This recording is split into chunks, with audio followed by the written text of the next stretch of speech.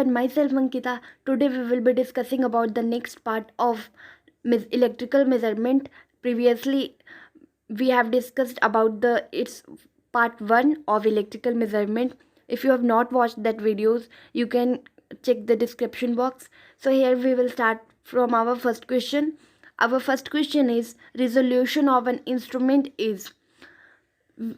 We have discussed in our previous questions that resolution of an instrument is options are the maximum non-linearity, the maximum quantity it can measure, the minimum quantity it can measure, and ability to distinguish polarity. So resolution is the minimum quantity that an instrument can measure, minimum quantity or minimum scale.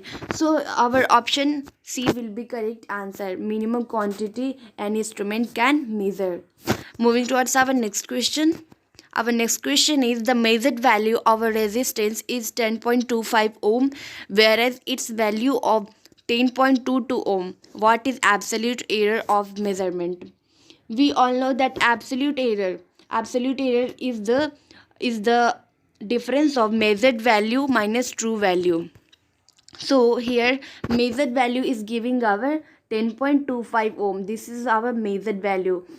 Measured value is the value which the instrument measures. It's called measured value. So here our true value is 10.22 ohm. Our true value is 10.22 ohm. So our 10.25 minus 10.22.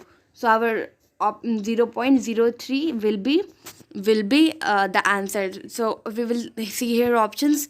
So our B option will be correct answer, 0.03 ohm. Now moving towards our next question. Our next question is a pressure measurement instrument is calibrated between 10 bar and 260 bar. The scale span of the instrument is, a scale span is the measurement of the initial measurement and final measurement, means it is the final measurement minus initial measurement. So our 260 minus 10 bar, this is pressure has the SI unit, that is bar. So our bar so our 250 bar will be the correct answer. So our B option will be correct answer. Now moving towards our next question. Our next question is, if 2 meters X and Y require 40 milliampere and 50 milliampere respectively to give full scale deflection, then we all know that if 2 meters X and Y, X has 40 milliampere and Y has 50 milliampere, these are currents. So full scale deflection will be high. Full scale deflection will be high when current will be low. So our here current is low and here current is high.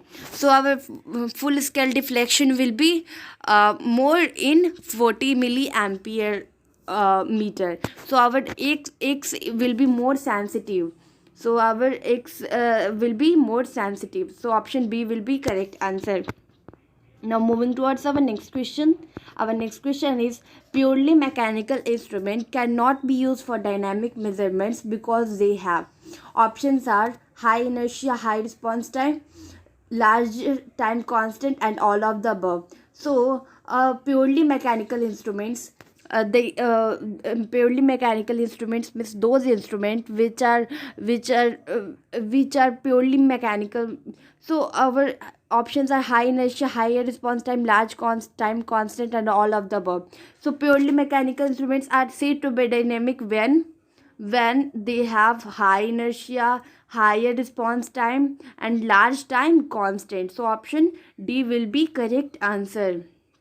Now moving towards our next question. Our next question is, an analog ammeter is. Options are analog ammeter I have discussed in the previous videos. So our analog ammeter is, options are recording instrument, controlling absolute instruments, and indicating instruments. So analog instruments are indicating instruments. You know why? Because indicating instruments, in analog instruments, it directly indicate the measured value by the deflection of pointer. So option D will be correct answer. Now moving towards our next question. Our next question is relative error is same as. We all know that relative error is the ratio of absolute error, or we can also say error, absolute error by true value, or we can also say like that, true value, absolute error upon true value, or measured value minus true value upon true value. So here we will check our options. Options are absolute error, true error, ratio of absolute error, and true value, and none of the above. So here we see that our C option is correct. So ratio of, it is the relative error is the ratio of absolute error and true value. So option C will be correct answer. Hope you will understood. So moving towards our next question. The moving coil meters damping is provided by.